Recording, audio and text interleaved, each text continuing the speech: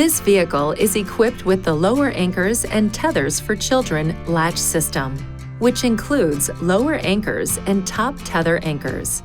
Please see your owner's manual to find out which seating positions are equipped with anchor points. The seat belts in your vehicle can also be used to secure the child restraint.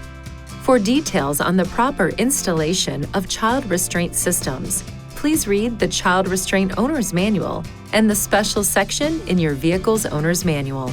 You can also check the Nissan Snug Kids Child Restraint System Fit Guide for your vehicle.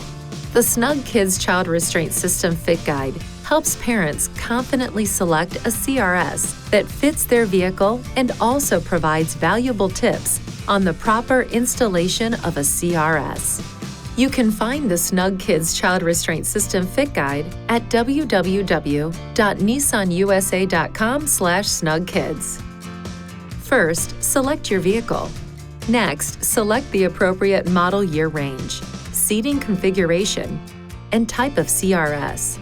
Then choose the vehicle's seating position.